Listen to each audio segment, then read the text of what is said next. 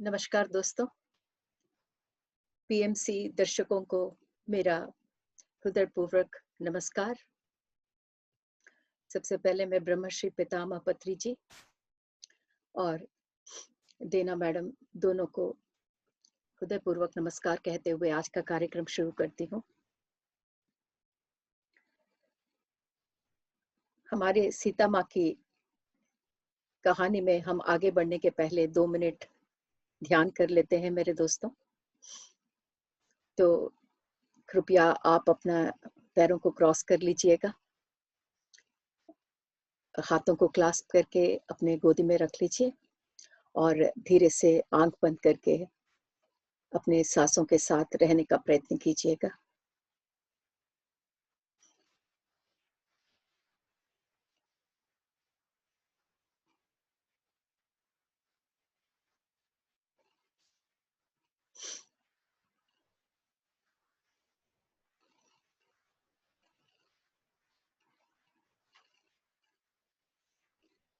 कृपया साँसों के साथ अनुसंधान।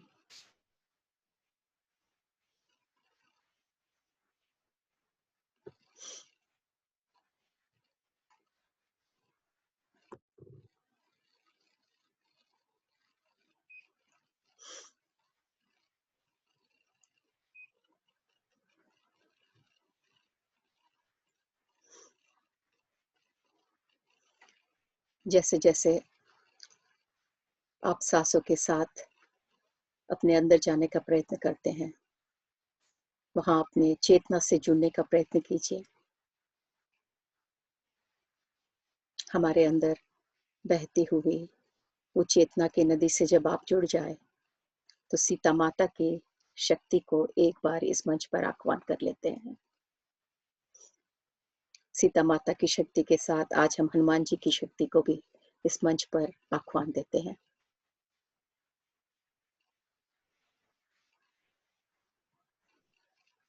धीरे-धीरे अपने दोनों हाथों को रब करके अपने आँखों पर रख लीजिएगा मेरे दोस्तों।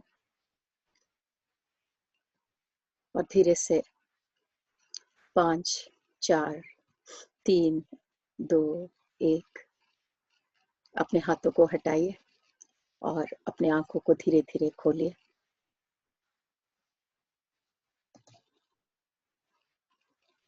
हम लोगों ने आज अपने इस सीता माता की कहानी के अगले एपिसोड के शुरू में उस सीता माता की शक्ति और हनुमान जी की शक्ति को हमारे मध्य हमने बुला लिया है। तो आज के एपिसोड में आगे बढ़ने के पहले एक बार हम पिछले एपिसोड में जहाँ रुके थे उसे एक बार याद कर लेते हैं मेरे दोस्तों। तो पिछले बार हमने ये बताया था कि श्री राम जी ने सीता माता की सहायता से ये जो बाहर का संग्राम था, जो युद्ध भूमि में संग्राम था, उसे भी जीत लिया था। उसके पहले ही सीता माँ ने जो आंतरिक संग्राम था उनका रावण के साथ, उसे पहले ही तय कर लिया था। दोनों तरह के संग्राम के पश्चात आंतरिक और बाह्य जब श्री राम और सीता माँ की जीत हुई, तो सीता माँ और श्री राम जी लंका में जो भी बचा था उन्हें करने के लिए करके वो वहां से विदा ले लेते हैं। तो आज के एपिसोड में हम आगे बढ़ते हैं मेरे दोस्तों। सामान्यतः जैसे भी हम रामायण में देखते हैं, तो जब जब रावण का संहार हो जाता है, तो मानो रामायण का एक बहुत ही मुख्य भाग खत्म हो जाता है। उसके बाद दोस्तों रामायण उतना ज़्यादा उसका इतना नहीं बचता अब। फिर ये जो हम कहानी सुन रहे हैं, जो अनटोल्ड स्टोरी ऑफ सीता, जिसे हम सीताएँ के रूप में भी जानते हैं, इसे हम मेरे दोस्तों 2 भागों में बाँट सकते हैं। ये जो रावण का ये जो संहार हो गया है, वो वहाँ से हमारा हम ये मान सकते हैं कि एक भाग खत्म हो गया है। और इसके बाद जो है, ऐसा नहीं है कि मेरे दोस्तों की सीताएँ खत्म हो गया है। यहाँ से एक बहुत ही मुख्य भाग जिसे हम भाग 2 कह सकते हैं, वो यहाँ से शुरू होता है। तो भले ही देना मैडम ने अपने इस कहानी को भाग 1 और भाग 2 में अम, अलग ही आधार पर उन्हें विभाजित किया है। जैसा हम जानते हैं कि भाग 1 जो है वो मीनाक्षी की कहानी है और भाग 2 जो है वो अनसुया की कहानी है। पर जैसा कि हम कहानी सुनते हैं मेरे दोस्तों, लगता है रावण के संहार के बाद हम ये कह सकते हैं कि सीतायन का भाग 1 खत्म हो गया है। और अब जो हम शुरू कर रहे हैं वो मेरे हिसाब से सीतायन का भाग 2 है मेरे दोस्तों। तो क्योंकि मैं इसलिए इसको यहाँ पर 2 भाग में विभाजित कर रही हूँ, क्योंकि यहाँ से जो कहानी शुरू होती है, वो एक और अद्भुत कहानी है जिसमें ऐसी कई संघटनाएँ हैं जो हम नहीं जानते। ऐसी घटनाएँ हैं जिसका हमें पूरी तरह से अभी तक ज्ञात नहीं हुआ है। और काफ़ी कहानी अभी फिर भी बाकी है मेरे दोस्तों। ऐसे नहीं कि जैसे हम रामायण में सुनते हैं कि रावण के मरते ही जैसे लगभग रामायण खत्म ही हो जाता है। पर यहाँ आपको ज्ञात होगा कि यहाँ से जितनी कहानी हमने अब तक आपसे बाँटी है, लगभग उतनी ही या उससे थोड़ी ज़्यादा ही कहानी हम यहाँ से लेके अंत तक बाँटने वाले हैं। तो लंका में मंडोदरी के हाथ का खाना खा के सीता माँ फिर सारे लंका वासियों के लिए खुद अपने हाथों से खाना पकाती है। उसके बाद उस अशोक वृक्ष के पास जाकर उससे विदाई लेती है, जहाँ उन्होंने इतनी रातें ध्यान में काटी, और वो अपना आभार प्रकट करती है उस अशोक वृक्ष के सामने, क्योंकि माता को ये ज्ञात है कि इतने विपदा में जब वो लंका में थी, अशोक वृक्ष एक ऐसा वृक्ष था जिसने माता को छाया दी। माता के जो कष्ट और सुख में जो एक भागीदार था, जो एक साक्षी था, वो अशोक वृक्ष ही था। तो ये कहानी बताते-बताते सोमा जब थोड़ा थमती है, तो अनसुया के मन की बात यहाँ पे हम जानते हैं कि अनसुया ये कहानी सुन रही है। और अभी तक हम क्या देख रहे हैं कि जब अनसुया सोमा से मिलने के पहले तक महारानी के प्रति एक तरह का लगाव ज़रूर महसूस करती है, पर अब जब वो आके सोमा से मिलती है, तो ये जानती है कि उसे अब सोमा को छोड़कर जाने का एकदम मन नहीं कर रहा, क्योंकि सोमा ने उसे वो अद्भुत कहानी सुनाना प्रारंभ किया, जिसके सुनने से मन में एक अजीब प्रकार की सांत्वना मिल रही थी अनसुया को।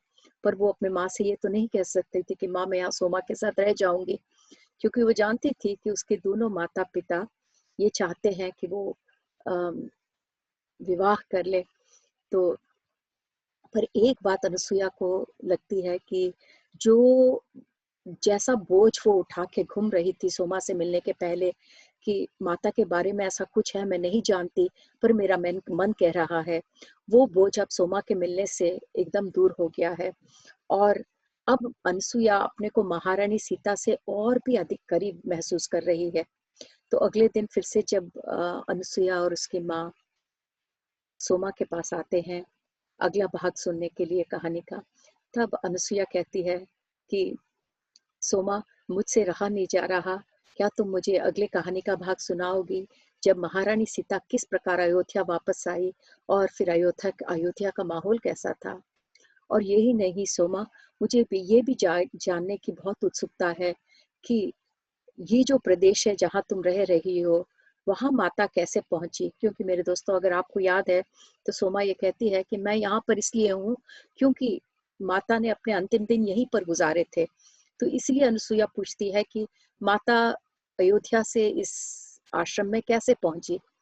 तब सोमा कहती है कि ये बहुत ही लंबी और जटिल कहानी है, और ये भी कहती है कि जो माता का पात्र था, वो इतना बड़ा पात्र था कि उसमें से जितनी ज़िम्मेदारियाँ माता ने निभाई, वो काफ़ी छुपी की छुपी रह गई। आज तक भी काफ़ी लोग इसे जानते ही नहीं हैं।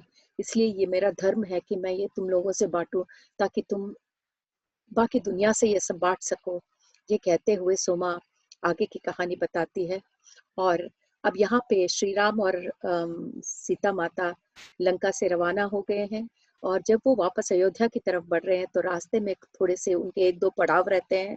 पहला पड़ाव उनका जो होता है, वो महादेव एक ऐसी जगह जहाँ पर महादेव की प्रार्थना करते हैं दोनों, और श्री राम ये बताते हैं कि ये वही जगह है, जहाँ श्री राम महादेव की प्रार्थना करके अपनी पूरी सेनाओं को उन्होंने यहीं पे जोड़ी थी।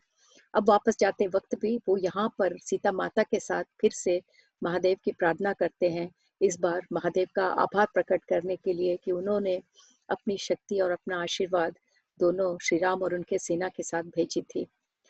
फिर महादेव को अपना आभार प्रकट करने के बाद दोनों श्री राम और माता सीता वापस पंचवटी पहुँचते हैं और यहाँ पर वो अम, योगिनी चंद्रिका से मिलते हैं।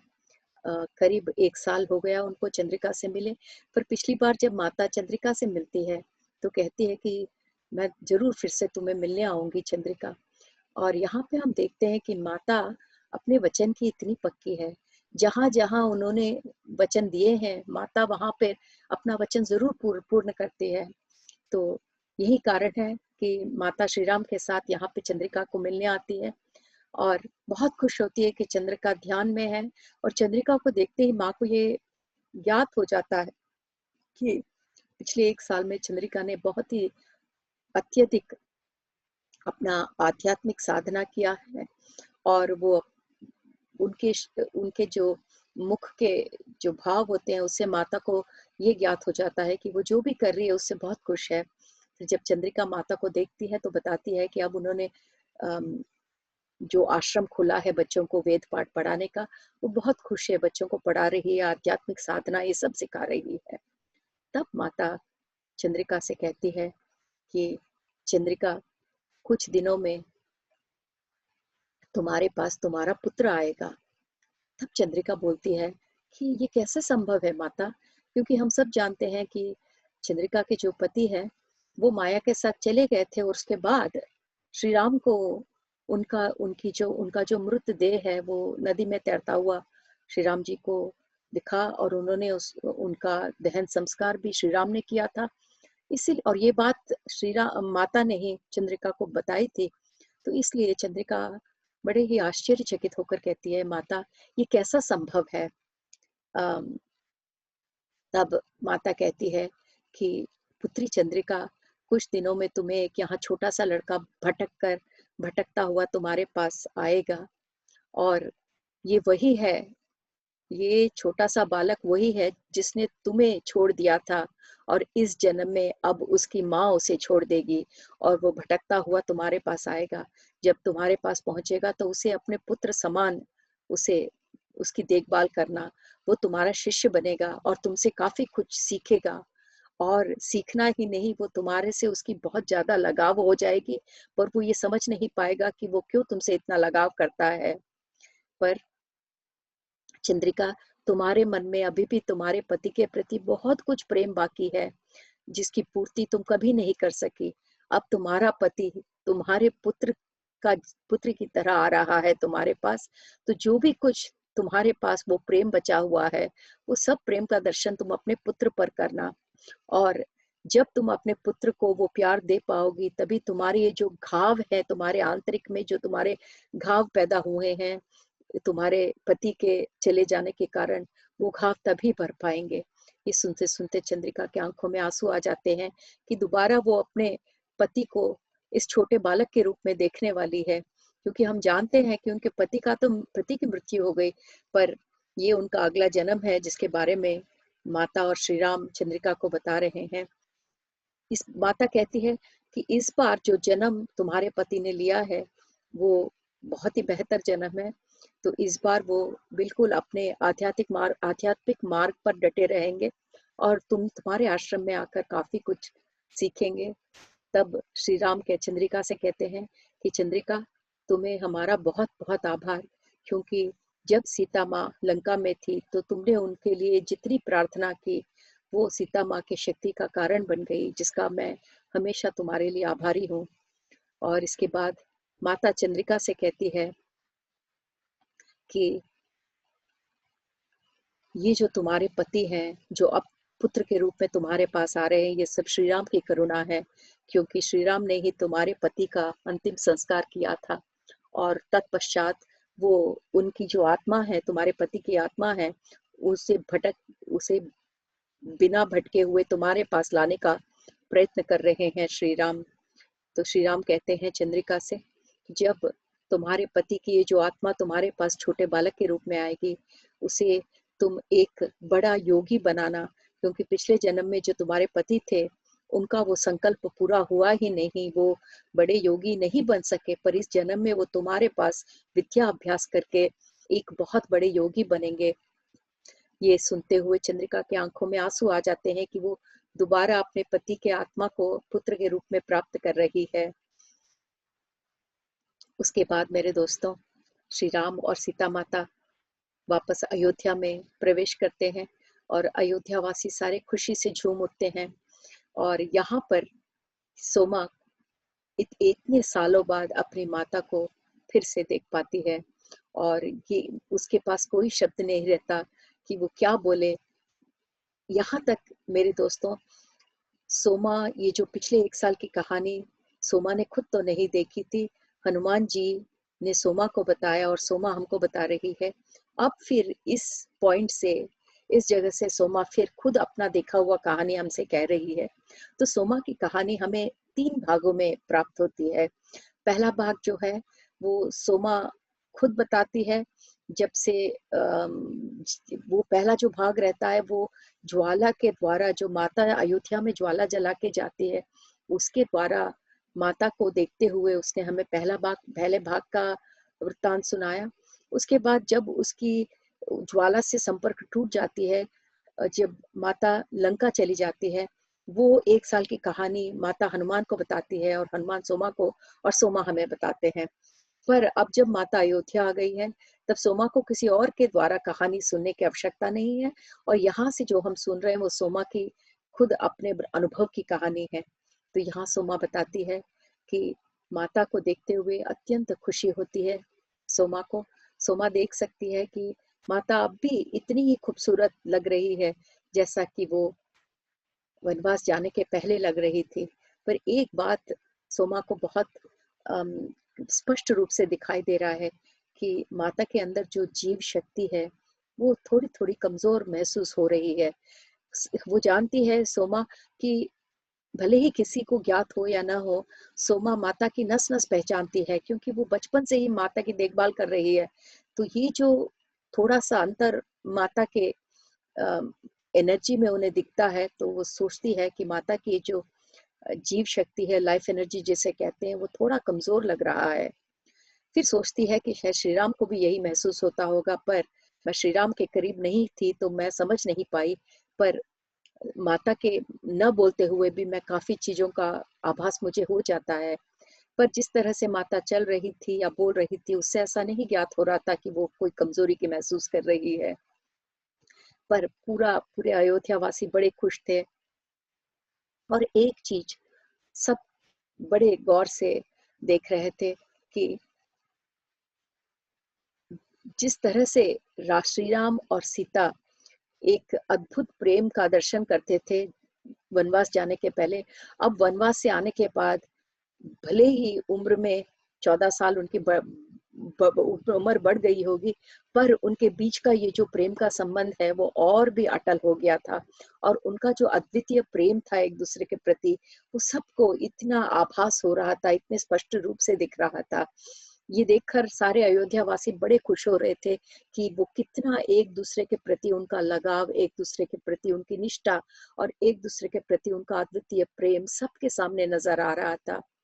जब माता वापस राजमहल में आई, तो सबसे पहले उन्होंने सोमा से अ, उन बाकी 3 परिचारिकाओं के बारे में बात किया, जो मिथिला से इन लोगों के साथ आई थी। हालाँकि उन 4 में से सिर्फ सोमा ही आज जीवित थी, पर फिर भी माता बाकी 3 के बारे में सोमा के पास ज़िक्र करती है, और ये भी कहती है कि मेरे वापस आने तक वो जीवित नहीं रह सके। फिर वो महारानियों के बारे में सोमा के पास से जानकारी लेती है, और फिर अपनी बहन उर्मिला के पास जाती है। 14 साल के बाद वो उर्मिला से मिल रही है। उनका उर्मिला से काफ़ी दिनों के बाद मिलन है। यहाँ तो श्री राम और सीता माता साथ थे वनवास में, पर उर्मिला और लक्ष्मण का वो हाल नहीं था। लक्ष्मण अपने भाई के बड़े आज्ञाकारी भाई थे श्री राम जी के, तो वो तो वनवास चले गए पीछे उर्मिला को छोड़कर। तो माता उर्मिला अपने बहन उर्मिला का बहुत आभार प्रकट करती है। फिर इसके बाद सोमा बताती है कि अ, श्री राम और सीता माता को सिंहासन पे बिठाया जाता है और श्री राम का राज्याभिषेक होता है। और ऐसा लगता है कि कितने दिनों बाद अयोध्या में फिर से उनकी खुशियाँ वापस आ गई हैं। इतना सब होते हुए माता एक चीज़ पर गौर करती है कि अयोध्या अब पहले जैसा नहीं रहा। अयोध्या नगर है काफ़ी बड़ा हो गया है और वहाँ पे वाणिज्य और जो व्यापार है वो बहुत बढ़ गया है। अयोध्या का बहुत विस्तार हो गया है। और काफ़ी विदेशी और व्यापारी बाहर के देश से व्यापारी काफ़ी आने लगे हैं और सड़कों पे, बाज़ारों में काफ़ी लोग हैं। और अब लोग ऐसा महसूस कर रहे हैं कि यहाँ की जो सड़कें हैं उतनी सुरक्षित नहीं हैं और मुख्य रूप से ये माना जा रहा था कि औरतों का सड़कों पर अकेला घूमना इतना उनके लिए सुरक्षित नहीं है। इसीलिए स्त्रियों को घर पे रहने के लिए कहा जा रहा था। ये माता के लिए बहुत ही मुश्किल बात थी क्योंकि वो 14 साल वो जंगलों में रही, रावण के साम्राज्य में भी रह के आई, पर इस तरह का जो यहाँ माहौल था स्त्री के प्रति, माता के लिए उसे स्वीकार करना बहुत मुश्किल हो रहा था। तो एक दिन जब माता और श्री राम जी रथ पर एक बार शहर का पर्यटन करने के लिए निकलते हैं, तो जाते-जाते जब बाज़ार की सड़कों से जा रहे हैं तो एक एक छोटी-सी दुकान जो जड़ी-बूटियाँ बेचने वाली दुकान के सामने माता रथ को रुकवा कर उतर जाती है और वहाँ पर एक पुरुष जो कुछ जड़ी-बूटियाँ खरीदने आते हैं अपने बीमार माता के लिए। माता उनके पास जाती है और कहती है कि आप जिस जड़ी-बूटियों के लिए खोज रहे हो वो आपको यहाँ नहीं मिलेगा, आप मेरे साथ आइए। और माता बिना रथ पे चढ़े उन्हें लेकर पैदल जाती रहती है और जो जितने भी जो रक्षक होते हैं माता की रक्षा करने वाले, वो पहरेदार सारे माता के पीछे भागते हैं और माता को कहते हैं कि रथ पे चढ़े, पर माता नहीं मानती। तो वो मा जो रथ रहते हैं और जो उनके पहरेदार रहते हैं, वो सब माता के पीछे-पीछे जहाँ भी माता जा रही है, सारे पूरी पलटन उनके पीछे आती रहती है। अब माता सीधा यहाँ से सरयू नदी की तरफ जाती है और फिर वह सरयू नदी की तरफ देखकर वहाँ एक जगह पर उस पुरुष को लेके जाती है और कहती है कि जो जड़ी-बूटियाँ तुम्हारे माँ के अ, रोग का उपचार करेगी, वो तुम्हें इस जगह पर मिलेगा। और वो उस पौधे के बारे में उस पुरुष को जानकारी देती है और ये भी बताती है कि जब तुम्हें वो जड़ी-बूटियाँ मिल जाएँ तो उसका काढ़ा इस प्रकार बना के अपनी माँ को पिला देना। और कहती है उस पुरुष से कि जब तुम्हारी माँ ठीक हो जाए, चलने लायक हो जाए, तो उनसे अवश्य कहना कि मुझे एक बार आकर देख ले वो।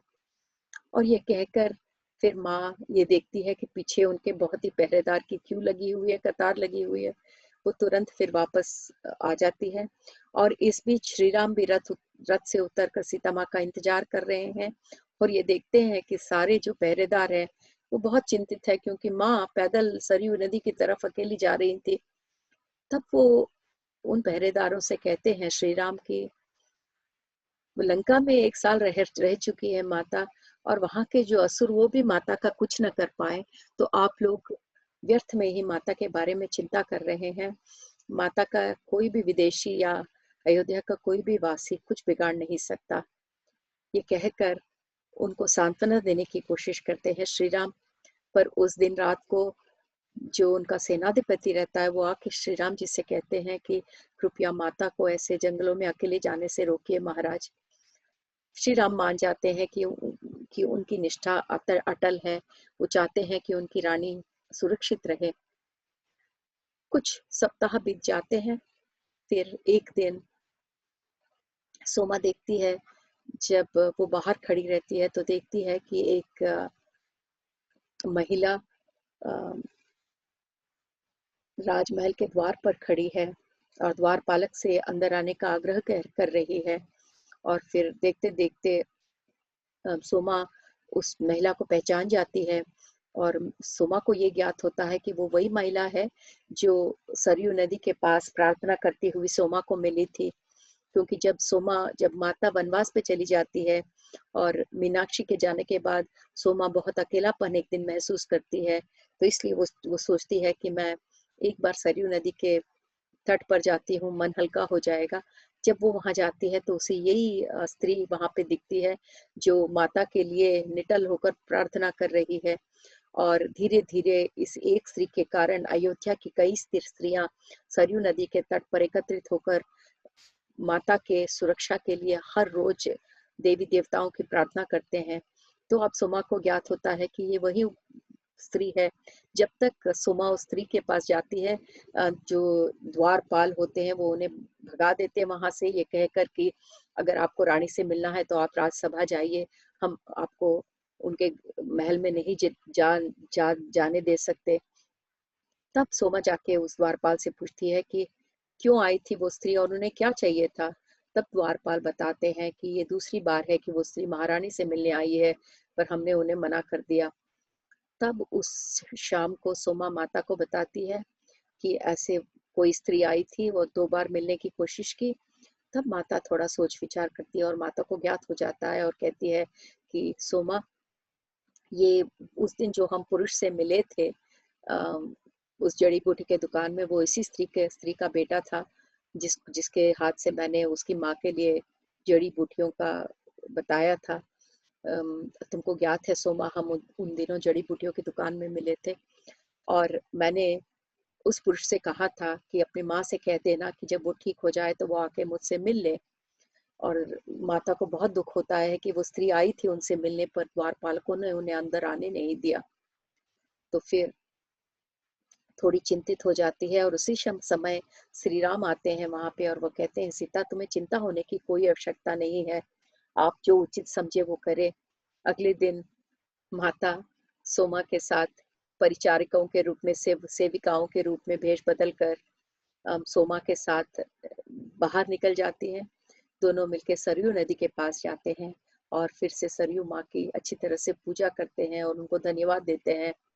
उसके बाद माता कहती है सोमा से कि हमें उस वृद्ध तो नहीं, वो जो पुरुष की माँ होती है जो अस्वस्थ रहती है, उनके घर जाना चाहिए। और ऐसा लगता है जैसे माता को मालूम है कि वो कहाँ रहती है, उनका घर किधर है। जब वो वहाँ पहुँचती है और जब द्वार पर वो पुरुष आते हैं दरवाज़ा खोलने, तो वो बहुत ही ज़्यादा आश्चर्यचकित रह जाते हैं और माता का बहुत आभार प्रकट करते हैं कि माता, कि आपने जो दवाई दी, आपके कारण मेरी जो माँ थी वो इतनी बीमार थी, अब वो वापस जीवित हो गई हैं। तब माता कहती है कि नहीं, ये मेरा कमाल नहीं नहीं है, ये तो बस जड़ी-बूटियों का कमाल है, आपने सही जड़ी-बूटियाँ अपने माँ को दी और वो ठीक हो गई। और फिर ये भी कहती है माँ की जो सरयू नदी के तट पर इतने अद्भुत जड़ी-बूटियाँ हैं, पर ये खेद की बात है कि हमारे जो वैद्य हैं वो उनके बारे में, उस जड़ी-बूटियों के बारे में कुछ नहीं जानते। और वो ये भी कहती है क्या मैं तुम्हारे माँ से मिल सकती हूँ?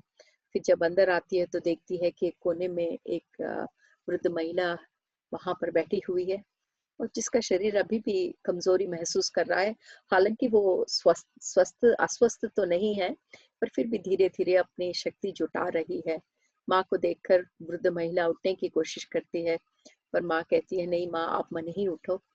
और उस वृद्ध महिला के पास जाकर उनके उनके हाथ पकड़कर माता कहती हैं कि आप मुझे क्षमा करें कि मेरे पहरेदारों ने आपको अंदर नहीं आने दिया। ये कहते हुए माता उनसे पूछती है कि आपका नाम क्या है? और वो वृद्ध महिला अपना नाम अभिता बताती है। अभिता, माता दोबारा वो नाम दोहराती है और ये नाम कहते-कहते माता बहुत गुमसुम हो जाती है और फिर उनकी आँखों में से आँसू बहने लगते हैं और ऐसा लगता है मानो उन्हें कुछ याद आ गया हो और काफ़ी समय तक भावोद्वेग के कारण माता के मुँह से कोई शब्द नहीं निकलते। फिर थोड़ी देर बाद माता कहती है, "अभिता, जब मैं लंका में तुम लोगों से बहुत दूर थी, मैंने तुम्हारे, जो तुम प्रार्थना मेरे लिए कर रही थी, मैंने उसे देखा।" दोस्तों, आपको याद होगा कि जब देवहूति योगी लंका में माता से मिलने आती हैं, तब माता को सूक्ष्म शरीर यान करवा कर वो सरयू नदी लेकर आती है और उस एस्ट्रल ट्रैवल में माता देखती है कि अबिता और ऐसे अबिता जैसे अनेक स्त्रियां सरयू नदी के तट पर माता की सुरक्षा के लिए इतनी प्रार्थनाएं कर रही हैं। और देवहूति योगिनी ये भी कहती है कि सीता, जो तुम्हारे चारों ओर ये रहस्यमयी शक्तिशाली ये जो कवच बना हुआ है, वो इन औरतों के, इन स्त्रियों का ये जो ये जो मंत्र पाठ है, ये जो पूजा ये लोग कर रहे हैं, उसी की शक्ति का वो स्वरूप है। तो अब सीता माँ समझ जाती है कि वो ही स्त्री है जिसने वो सब शुरू किया था सरयू के तट पर। तो अपना बहुत ही आभार प्रकट करती है कि जब सारा अयोध्या सोया हुआ था, तुम और तुम्हारी जैसी कितनी स्त्रियों ने अम, ठंड में, गर्मी में, बारिश में, हर एक मौसम में अटल रहकर मेरे लिए प्रार्थना की। तुम लोगों ने मेरे लिए एक ऐसा शक्तिमय कवच बनाया जिसके द्वारा कोई भी दुष्ट शक्ति मेरे तक नहीं पहुंच पा रही थी। मैं माता तुम्हारा हमेशा आभार रहूंगी और मैं तुम्हें हमेशा याद रखूंगी। ये माता के इतने सुंदर शब्द सुनकर अभिथा बहुत ही बहुत ही उनके भावनाएं जाग जाती हैं, आंखों में से आंसू आ जाते हैं और वो कहते हैं, महारानी हम तो आपकी सेविका हैं, आप हमें क्यों धन्यवाद कर रही हैं। तब माता कहती है, इस विश्व में हम सब सेवक हैं, किसी ना किसी का तो हम सेवा करते ही रहते हैं। और इसके बाद माता कहती है कि बहुत देर हो गई है, हमें अब वापस जाना पड़ेगा, क्योंकि माता एक परिचारिका की वेश में आई है। और कहते हुए माता मुस्कुराती है और फिर कहती है अबिता से, अबिता तुम्हें अपना ख्याल रखना पड़ेगा क्योंकि अभी तुम बहुत कमजोर हो और तुम्हें वापस अपनी शक्ति जुटानी पड़ेगी, क्योंकि अति शीघ्र तुम्हारे यहाँ एक पोता आने वाला है और जब तुम्हारा पोता आएगा वो तुम्हारी तरफ देखेगा क्योंकि तुम्हें अपने पोते को बहुत कुछ देना है। और ये सुनते हुए अबिता बहुत खुश हो जाती है। फिर माता कहती है, जो पोता तुम्हारे घर आएगा वो तुम्हें बहुत प्यार करेगा और तुम्हारे दिल में ये जो असीम प्रेम है सबके लिए, वो उसके मन में भी बहेगा और उसके द्वारा पूरे संसार में फिर से तुम्हारा प्रेम बहेगा। ये कहते हुए माता अबिता के हाथों को अपने हाथों में लेकर थोड़ी देर मुस्कुराते हुए ऐसी खड़ी रह जाती है। फिर वो उनसे विदाई लेकर जैसे ही द्वार की तरफ जाती है, माता को तुरंत कुछ याद आता है और वो पीछे मुड़कर माता के गले में एक जो हार रहता है उसमें एक बहुत बड़ा लॉकेट होता है। वो वही हार है जो उनकी सुनैना माँ ने विदाई के वक्त माता को पहनाई थी और ये कहकर पहनाई थी कि सीता, ये मेरी माँ ने मेरी विदाई पर मुझे दी थी और मैं तुम्हारी विदाई पर इसे तुम्हें दे रही हूँ। तो माता एक बार उस हार को छूती है और उसे निकाल कर अबिता के हाथ में रखकर कहती है, अबिता मैं चाहती हूँ कि तुम ये लो, ये मुझे मेरी माता ने दिया था जब मैं मिथिला छोड़कर आई थी। तुम्हारे अलावा मैं किसी किसी के बारे में मैं ये सोच नहीं सकती जो इसे हार के योग्य हो। तुम ये हार को रख लो। और ये भी कहती है कि एक दिन ऐसा आएगा जब तुम ये हार अपने पोते को दे दोगी और मुझे ये ज्ञात होकर उस दिन बहुत खुशी होगी कि ये हार जिसके हाथ में पहुंचनी थी उसके हाथ में पहुंच गई है। तब वो कहती है, महारानी तब अबिता को बहुत खुश होती है कि ये जो हार जो माता के लिए इतना मुख्य हार है वो माता ने खुद को दे दिया है। और तभी सोमा को लगता है कि माता और अबिता के बीच में कुछ अशब्द शब्द बिना उपयोग करे भी एक तरह का संपर्क स्थापित हुआ है। पर बिना ज्यादा कुछ बोले अब वो लोग वापस आते हैं, क्योंकि दिन दिन चढ़ रहा है और सड़कों पर बहुत लोग अब इकट्ठे हो गए हैं और सोमा का उत्तरदायित्व है कि माता को सुरक्षित वापस राजमहल में लेकर आए। और जैसे वो लोग जल्दी जल्दी सड़कों पर चढ़ते रहते हैं, तभी एक पुरुष आता रहता है सामने से। उसके सर पर एक कुछ भारी सा बोझ होता है और वो बिना देखे वो माता से टक्कर कर जाता है और उसके कारण माता नीचे गिर जाती है। पर क्योंकि माता के सर पर घूंघट रहता है वो पहचान नहीं पाते। तो वो पुरुष बहुत गुस्सा हो जाता है कि माता के कारण उसे रुकना पड़ा और वो ये कहता है चीख चीख कर कि तुम लोग जो राजमहल के सेविका हो, तुम लोगों को हमारे रास्ते से दूर रहना चाहिए। और इतना गुस्से का प्रदर्शन करता है जैसे कि वो माता को लात मारने वाला हो अपनी पूरी शक्ति से। और जैसे ही वो ऐसा करता है, तुरंत सोमा उसको एक धक्का दे देती है और माता को जो जमीन पर गिर गई है उन्हें उठाकर सीधा सबको बगल में हटाते हुए माता को लेकर वहां से निकल जाती है।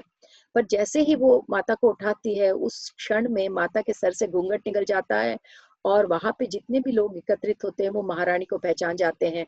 पर सोमा बड़ी चतुरता से वहां से माता को लेकर जल्दी जल्दी बाहर आ जाती है। फिर घर आने के बाद सोमा और माता के बीच में कुछ देर तक वार्तालाप होता है कि अब अयोध्या में ये दशा हो गई है कि औरतों को लात तक मारने के लिए पुरुष पीछे नहीं हट रहे हैं। और सोमा बार बार कहती है कि वो आपको, आप तो महारानी हो, उसकी कितनी मजाल कि आप पर वो पैर उठाए। माता कहती है ये बात नहीं है सोमा कि मैं महारानी हूँ, औरतों के प्रति इस प्रकार का दुर्व्यवहार एकदम मैं स्वीकार नहीं कर सकती। और माता सोमा से कहती है कि कोई भी स्त्री पर यह आघात हो ये मैं सहन नहीं कर सकती। कहती है सोमा आज हमने अयोध्या के सबसे उत्तम निवासी और सबसे घटिया निवासी दोनों को देखा है। जब माता उत्तम निवासी कहती है तो वो अभिता के बारे में बोल रही है, जिसने माता की सुरक्षा के लिए रात दिन एक कर दिए थे। और आज ही उन्होंने एक ऐसे निवासी से उनकी मुकाबला हुई जो उन्हें लात मारने तक को पीछे नहीं हट रहा था। तो माता कहती है मैं ये आशा करती हूँ कि आने वाली पीढ़ियां जो अयोध्या की हो वो अभिता जैसी हो, ना कि उस पुरुष जैसा जो अगले आदमी के लिए उसके मन में कोई भी रेस्पेक्ट नहीं है। तो तब तुरंत सोमा को याद आता है कि माता ने वो वो हार जो उनकी माता ने दिया था उसे अबिता को क्यों दिया। क्योंकि सोमा समझ जाती है कि कुछ तो बात है, माता अबिता के लिए कुछ तो फील करती है, इसीलिए इतनी इतनी कीमती चीज उन्होंने अबिता को दी है। तब जैसे ही सोमा पूछती है तब माता बताती है कि सोमा ये एक बहुत लंबी कहानी है। अबिता के पिछले पिछले या कुछ जन्म पहले अबिता एक बहुत ही उत्तम स्त्री थी जो मिथिला में रहती थी। और जो उस जन्म में उसके उनके जो पति थे उन्होंने एक बार एक बहुत बड़े ऋषि के साथ उन्होंने बुरा बर्ताव किया। इसके कारण वो ऋषि गुस्सा हो गए और उन्होंने उनके पति को शाप दे दिया। और ये एक ऐसा भयानक शाप था जिसके कारण अम, उनके पति ही नहीं बल्कि आने वाले कई पुश्तैन जनरेशंस पुश्ते उनकी उस वश के उस शाप के कारण उनका बहुत सर्वनाश हो गया। तो ये जो अबिता का ये जो पिछला जन्म था उसमें उनके पति कुछ दिन बाद वो मर गए। और अबिता के काफी बच्चे थे, सारे मर गए उस श्राप के कारण, सिर्फ एक बच्चा जीवित रहा। उनकी ये दुर्दशा देखकर जो राज परिवार था जनक जी का, जो बहुत ही दयालु थे, उन्होंने अभिता को, मतलब अभिता तो नाम है पर उस जन्म में उनका अभिता नाम नहीं था, अभिता को और उनके बच्चों को अपने राजमहल में शरण दिया। और तब से वो राजमहल में ही नौकरी करते थे, अभिता और उनके बच्चे भी। और ऐसे कितने पुश्तैने जनरेशंस आते गए और वो वहीं पर राजमहल में ही काम करते थे। तो उस जन्म बाद, जैसे जिस जन्म में उनके पति को श्राप मिला था, उस जन्म के बाद एक और जन्म लिया था अभिता ने, वो भी मिथिला में ही लिया था। और उस दूसरे जन्म में भी वो मिथिला में ही राज परिवार में सेवक के रूप में, सेविका के रूप में काम करती थी। उसके बाद का जो जन्म था उन्होंने अयोध्या में लिया। पर इससे पहले एक बात ये बतानी है कि जब पहली बार उन्होंने मिथिला में जन्म लिया था, जब उनके पति को श्राप मिला था, और उसके बाद जब वो राजमहल में आ गई और उनका इतना ख्याल जनक महाराज ने रखा था, तब उस जन्म में वो बहुत ही छोटे उम्र में उनकी मृत्यु हो गई थी। और मृत्यु होने के पहले उन्होंने शपथ ली थी कि यहाँ के जनक परिवार, राज परिवार ने मेरा इतना ख्याल रखा है, मैं जन्म जन्म तक इनका ये ऋण चुकाऊंगी। मैं जब भी जन्म लूंगी मैं इनके लिए बिल्कुल सेवा अपना इनको अर्पण कर दूंगी। तो उसके बाद भी वो एक और जन्म लेती है, उसमें भी वो अपना पूरा जन्म उनका सेवाओं में बीत जाता है। और इस बार जब वो, हालांकि अयोध्या में अभिता के रूप में जन्म तो लेती हैं, पर उनकी जो श्रद्धा है वो जनक परिवार के प्रति है। वो नहीं जानती कि उनका, उनके पिछले जन्म का क्या रहस्य है, पर जैसे ही वो सीता को देखती है अयोध्या में, वो जो उनके मन में दबा हुआ जो श्रद्धा रहती है वो फिर से जाग जाती है। और इसलिए वो सीता माँ के लिए इतनी प्रार्थनाएं, इतने मतलब मंत्र सब जपती है सरयू नदी के तट पर बैठकर जब माता लंका में होती है।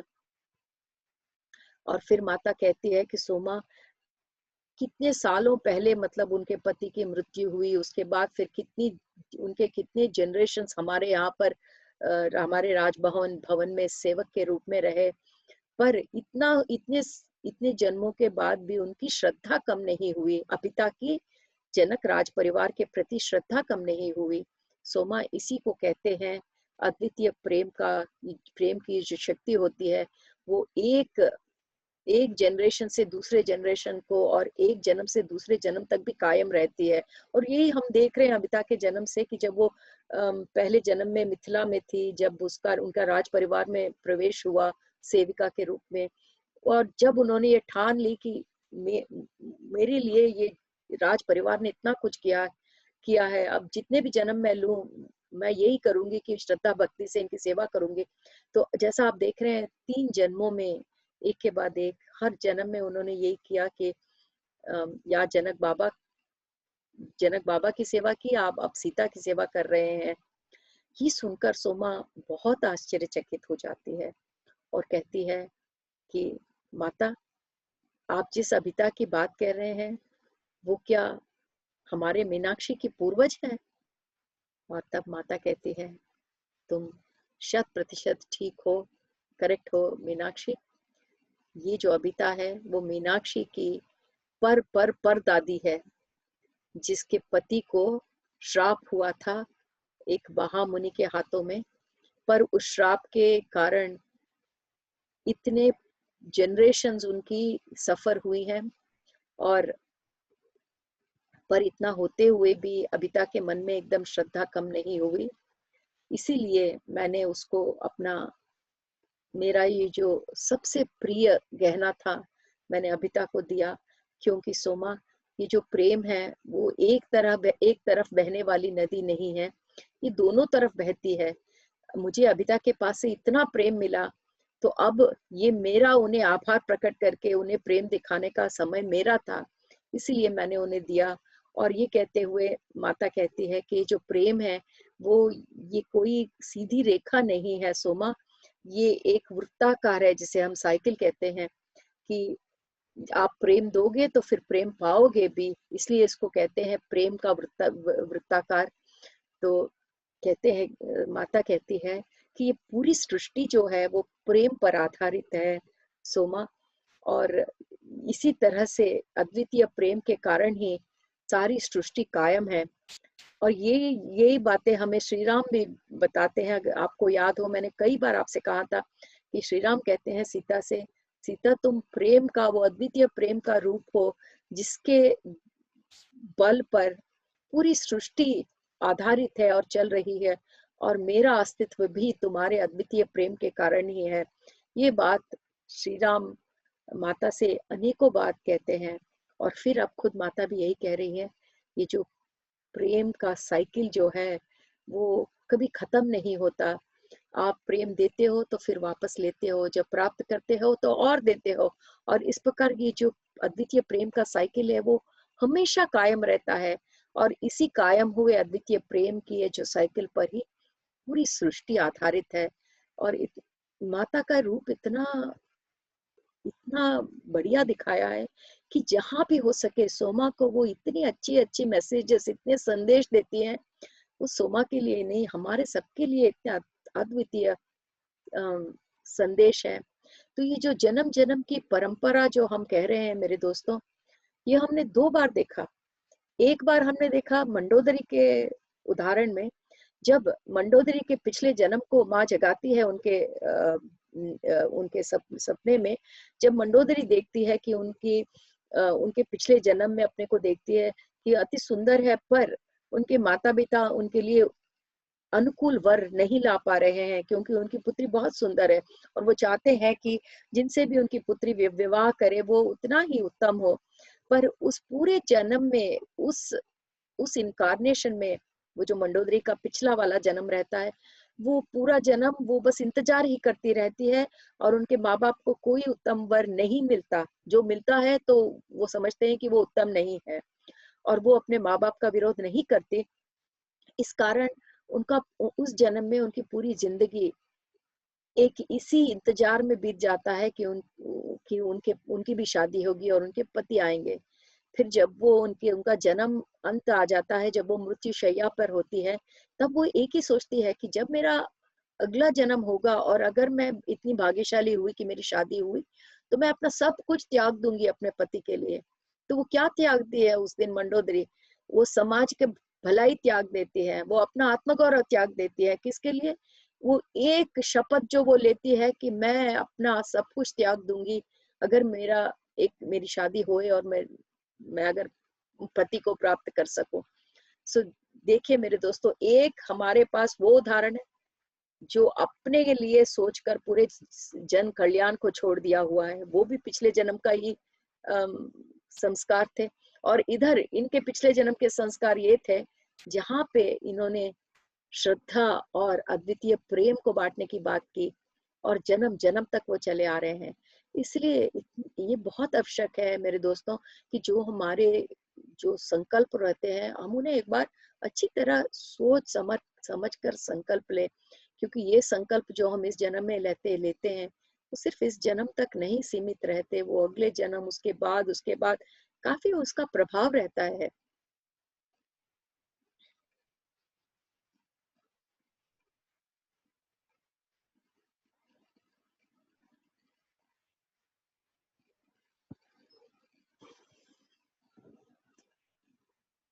तो ये जो कंपैरिजन मैंने आपको बताया, इसलिए बताया कि ये किताब में हमें और ये जो हम विजडम शेयरिंग कर रहे हैं उसमें हमें ऐसे कंपैरिजन करने के लिए, तुलना करने के लिए हमारे पास इतनी सारी घटनाएं हैं कि आप अपने जीवन को सफल कर सकते हो।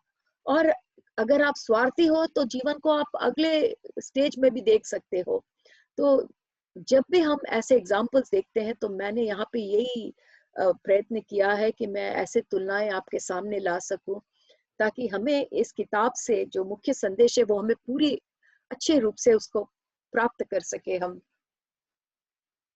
और उसके बाद श्री राम बहुत गुस्सा हो जाते हैं अगले दिन जब उन्हें मालूम पड़ता है कि ऐसे महारानी के साथ ऐसे किसी ने व्यवहार किया था। महारानी के लिए नहीं, वो इसलिए गुस्सा है कि अब अयोध्या में औरतों के लिए कोई इज्जत नहीं की जा रही है। और फिर अगले दिन सभा में श्री राम कहते हैं कि हमने ऐसा सुना है कि किसी ने औरत के ऊपर इतना बुरा व्यवहार करने की कोशिश की और हम ऐसा व्यवहार एकदम नहीं बर्दाश्त करेंगे। अब जैसे जैसे आगे बढ़ते रहते हैं, जैसा कि मैंने बताया था कि राम और सीता का अद्वितीय प्रेम एकदम इतना उभरता आ रहा है। वो जहां भी रहते हैं वहां पर जो भी लोग रहते हैं सब उनके प्रेम की भावनाओं में डूब जाते हैं।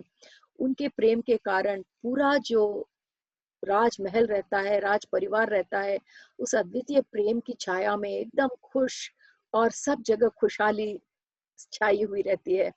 और सोमा को लगता है कि कितना कितना अच्छा माहौल है, भगवान करे ये कभी खत्म ही ना होए। माता और श्री राम 14 साल के वनवास से वापस आए हैं और अभी इनकी खुशी में हम सब की खुशी है। और जब सारे लोग इतने खुश में रहते हैं, फिर ये समाचार आता है कि माता गर्भवती है। और जैसे ही मालूम पड़ता है कि माता गर्भवती है, तो फिर अयोध्या के खुशी में चार चांद लग जाते हैं और हर एक के चेहरे पर एक अद्भुत मुस्कान, इतना आनंद।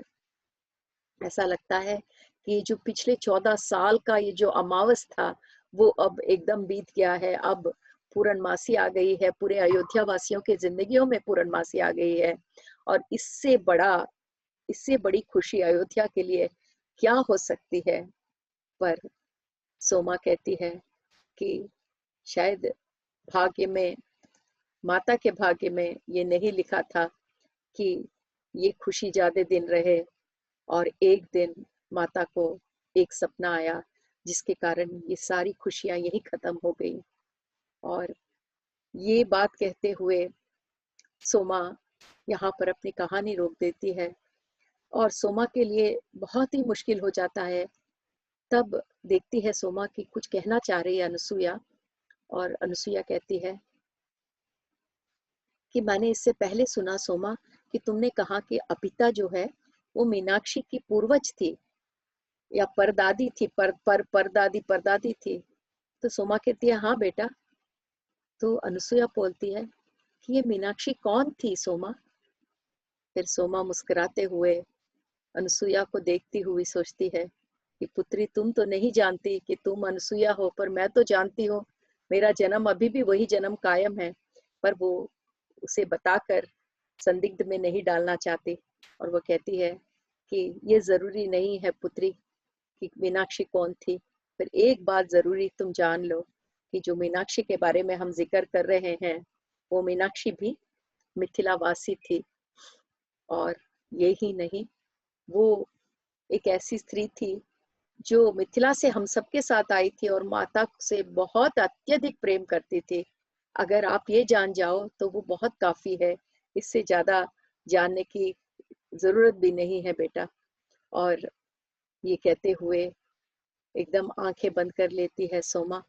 अब ये कहानी को अब आगे बढ़ाने के लिए अनुसुईया सोचती है कि हमें सोमा को थोड़ा वक्त दे देना चाहिए, क्योंकि कहानी अब सोमा को देखते हुए लग रहा है कि कहानी फिर से एक और मोड़ लेने वाली है। इसलिए उस रात को वो लोग वापस आश्रम आ जाते हैं और अगले दिन फिर जाते हैं सोमा के पास, और फिर सोमा से आग्रह करते हैं कि जहाँ पर कहानी रुक गई थी कृपया वहां से फिर से शुरू करें। तो अब सोमा आगे की कहानी बताती है। अब ये बताती है कि हमें मालूम पड़ा है, जैसे हम जानते हैं सोमा के द्वारा, कि माता गर्भवती है। और माता को बहुत ही जल्दी ये मालूम पड़ जाता है कि उनके पेट में जुड़वा बच्चे हैं और दोनों पुत्र हैं, दोनों बेटे हैं। क्योंकि माता सोमा से अक्सर कहती है मुझे एक धड़कन नहीं दो धड़कनें सुनाई दे रही हैं, और दोनों धड़कनें बिल्कुल एक जैसी हैं। और माता को ये जानकर बहुत खुशी हो रही है कि वो भाइयों को जन्म दे रही है, दोनों दो पुत्रों को जन्म दे रही है। क्योंकि माता कहती है कि मैंने श्री राम को देखा है, वो अपने भाइयों के साथ कितना प्रेम करते हैं, कितना साथ रहते हैं। कि 4 साल राम और लक्ष्मण की जो जोड़ी वो देखते हैं, उससे उनको बहुत खुशी है कि उनके पेट में भी जुड़वा बच्चे हैं। जुड़वा बच्चों के साथ जो गर्भवती होती है उनके लिए थोड़ा समय कठिन होता है, पर उस कठिनाई को माता एकदम नहीं ध्यान देती। उनके मन में बड़ी खुशी, बहुत ही संतृप्ति कि मैं दो बच्चों को जन्म देने वाली हूँ, दो पुत्रों को। और माता की खुशी के साथ सारे खुश रहते हैं। एक दिन माता ये गर्भवती होने के कुछ महीनों पश्चात एक दिन माता को भौर के टाइम पर, भौर मतलब सुबह होने वाली है, उस समय पर माता को एक विजन, दिव्य दृष्टि आती है माता को। और उसमें माता देखती है कि भृग महर्षि अपने दूसरी पत्नी उसाना के मौत पर बहुत ही रो रहे हैं। और फिर माता देखती है उस दिव्य दृष्टि में कि वो अपना हाथ उठाकर शाप दे रहे हैं और ये कह रहे हैं कि जिसने मेरे उसाना को मृत्यु दिया है उसको मैं श्राप देता हूँ, और जिसने भी ये किया है वो भी अपने प्रिय पत्नी से प्रिय पत्नी के वियोग में तड़पेगा। उसे भी इस ये दर्द महसूस होगा। और उसी उसी स्वप्न में, उसी दिव्य दृष्टि में माता फिर नारायण को, श्रीमन नारायण को देखती है जो आगे आते हैं। और वो आके भृग महर्षि से कहते हैं कि ये जो का उसाना की मृत्यु हुई है वो उन्होंने ही उनके प्राण लिए हैं। और वो पूरी कहानी भृग महर्षि को सुनाते हैं कि उन्हें क्यों ऐसा करना पड़ा और किस तरह शुक्राचार्य के शिष्यों को उसाना ने छुपाया, इसीलिए उन्हें करना पड़ा। पर ये सब कहानी बताते हुए भृग महर्षि को नारायण फिर से कहते हैं कि हालांकि जो मैंने किया वो सही है, पर मैं आपका शाप स्वीकार करने के लिए बिल्कुल सहमत हूँ, क्योंकि मैं आपका दर्द समझ सकता हूँ महर्षि भृग। मैं आपका दर्द खुद अपने अपने दर्द में ले लेता हूँ, आपका श्राप स्वीकार करके। और फिर सीता माँ अपने को उस विजन में देखती है। वहां पे वो एक मानव आकार में भार्गवी के रूप में रहती हैं, जो भृगु महर्षि की पुत्री थी, और फिर तुरंत उस भार्गवी का रूप श्री महालक्ष्मी रूप के रूप में बदल जाता है, जो जो नारायण जी की पत्नी है। ये सब वो अपने दिव्य दृष्टि में देख रही हैं। और फिर सीता माँ ये भी देखती है कि उस जन्म में जो भार्गवी का जन्म उनका था, उस जन्म में जब उसाना की मृत्यु हो रही थी, वो वहीं पर थी, पर उन्होंने कुछ नहीं कहा और वो सिर्फ देखती ही रह गई। इसलिए वो भी नारायण के साथ ये श्राप की भागीदार हैं, और दोनों मिलकर भृगु महर्षि से कह रहे हैं कि कोई बात नहीं, हम आपका दर्द मिटाएंगे, हम आपका श्राप अवश्य अवश्य स्वीकार करेंगे। और ये वही ये वही विजन है मेरे दोस्तों, कि जो माता को लंका में प्राप्त हुआ था। जब देवहूति आती है, देवहूति के साथ बैठी रहती है माता, तब देवहूति माता को यही दर्शन दिलाती है। पूरा यही दृश्य माता को दिखता है उस समय पर। और भी विस्तार से देखती है वो, जब जब वो लंका में रहती हैं और उनको ज्ञात है कि ये श्राप के बारे में, पर वो उस दिन पूछती है कि ये श्राप कब मुझे लेना पड़ेगा, और तब देवहूति कहती है कि जब समय आएगा तो आपको मालूम पड़ेगा। और अब ये विजन जो माता को आ रहे हैं, वो वही विजन है जो देवहूति दिखाती है। और जैसे ही माता ये दृश्य देखने लगती है, माता के मन में एक असीम बेचैनी, और जैसे ही माता ये बेचैनी महसूस करने लगती है, तुरंत माता नींद से जाग जाती है। और जैसे ही माता माता जब ये दृश्य देख रही है, यहाँ पे सोमा को भी एक तरह की बेचैनी होती है और वो नींद से उठ जाती है, और पता नहीं क्यों वो सीधा माता की तरफ खिंची चली जाती है। और जैसे ही वो माता के कमरे के पास पहुंचती है, तो देखती है कि माता वहां पे जो बालकनी रहता है, जो जो वहां पे छोटा सा आंगन रहता है, वहां पे माता अपने कमरे के आगे आंगन में अकेली खड़ी हुई है, आकाश को देखते हुए। अम, और माता बहुत ही बेचैन है। तो जाके सोमा पूछती है माता से, माता क्या हुआ? और माता सोमा से कहती है कि क्या तुम रथ का इंतजाम करवा सकती हो? तब सोमा पूछती है, माता हम कहाँ जा रहे हैं? तो माता बोलती है कि हम योगिनी अरुंधति के पास जा रहे हैं, मुझे आगे क्या करना है वो रास्ता योगिनी अरुंधति ही मुझे दिखाएंगी। और अभी सुबह हुई नहीं है, अभी फिर भी रात बाकी है, और श्री राम अभी भी सो रहे हैं। और माता सोमा से कहती है कि श्री राम के जगने के पहले वो तुरंत यहाँ से निकलकर योगिनी अरुंधति के पास जाना चाहती हैं। सोमा को लेकर सीता माँ रथ पर अरुंधति योगिनी से मिलने जाती है। अरुंधति योगिनी जो है वो योगी वशिष्ठ वशिष्ठ महामुनि की पत्नी है वो। और जो वशिष्ठ महामुनि है वो श्री राम के कुल गुरु हैं। हम सब जानते हैं वशिष्ठ को, वो दशरथ के राज्यसभा में वो उनके पूरे परिवार के गुरु रहे हैं। तो जब जब ये वहां पहुंचते हैं उनके आश्रम, तो वहां पे जो योगिनी अरुंधति है, वो आश्रम के द्वार पर खड़ी रहती है, मानो उन्हें ज्ञात है कि सीता माँ आने वाली है।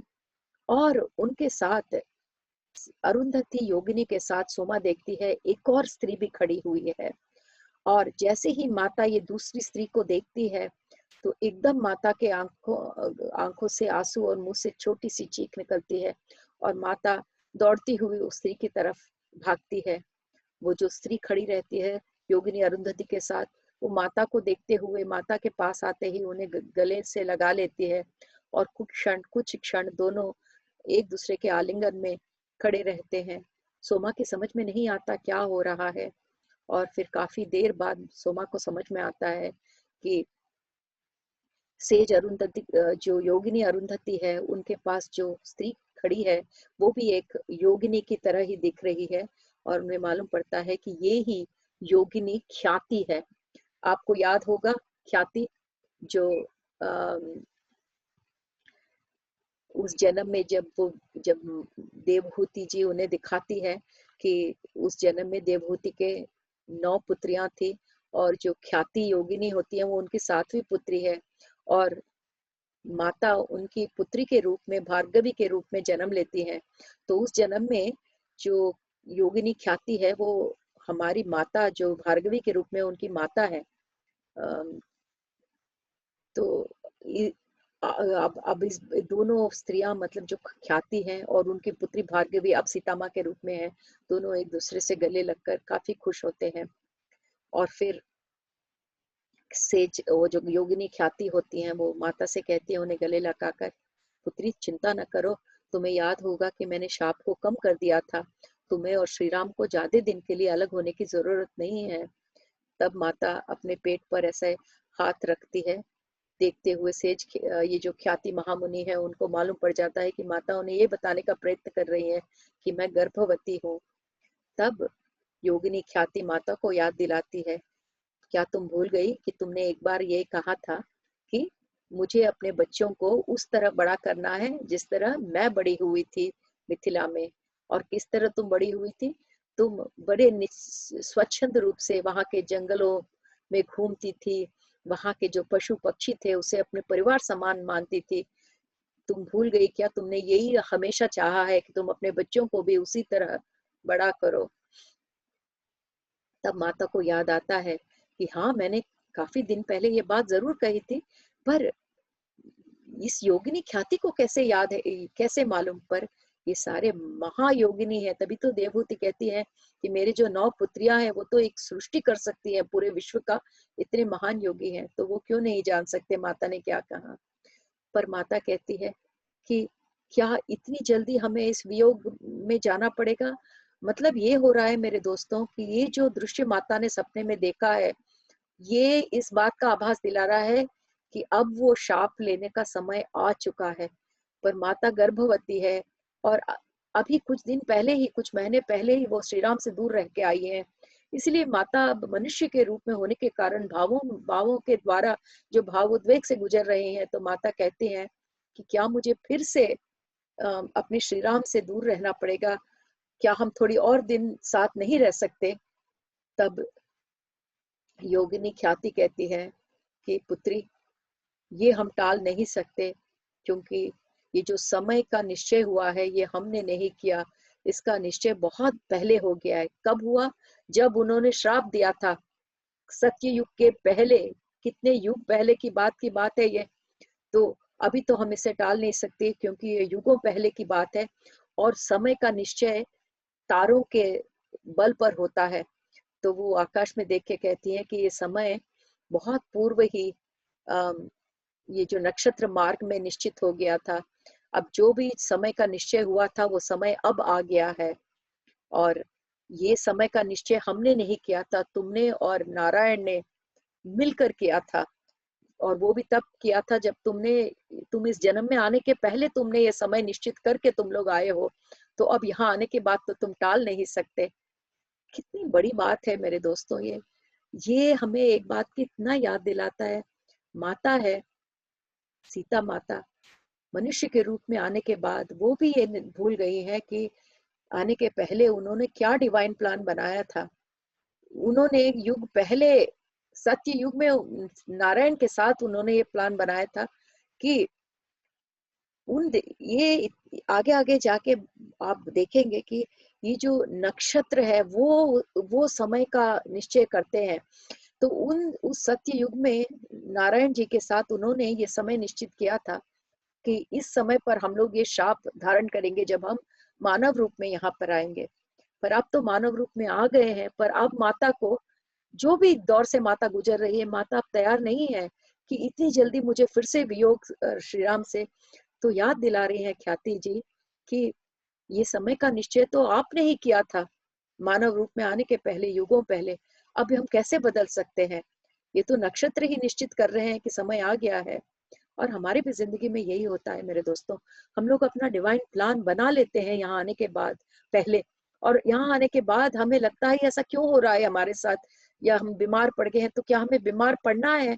क्या हम और दिन नहीं स्वस्थ रह सकते, या हमारी मृत्यु अभी होनी है हम और दिन? पर जब हम निश्चय कर लेते हैं, वो भूल जाते हैं हम।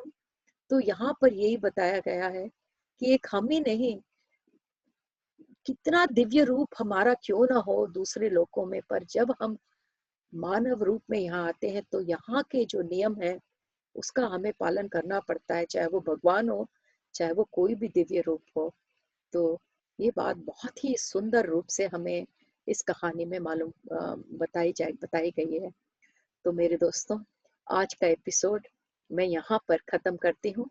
फिर हम अगले एपिसोड पे जब मिलेंगे, तो हम आगे की बात जारी रखेंगे कि ये जो श्राप है भृगु महर्षि ने नारायण को और श्री महालक्ष्मी को उस सतयुग के आरंभ में जो दिया था, वो शाप ग्रहण करने का समय अब श्री राम और सीता माँ के जीवन में अब आ गया है। तो एक तरह से मन बहुत दुखी हो जाता है कि 1 साल माता कितना कुछ हमारे लिए सहकर आई है लंका में। अभी कुछ दिन ही नहीं हुए हैं कि अब फिर से दूसरा श्राप ले रही है।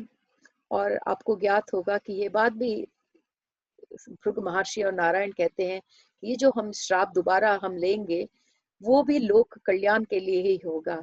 तो अब हम देखते हैं कि अब ये जो आने वाला समय है, वो माता के लिए कैसा होगा और वो किसके लिए लोक कल्याण होगा, और श्री राम और सीता माता आगे आने वाले समय का सामना कैसे करेंगे।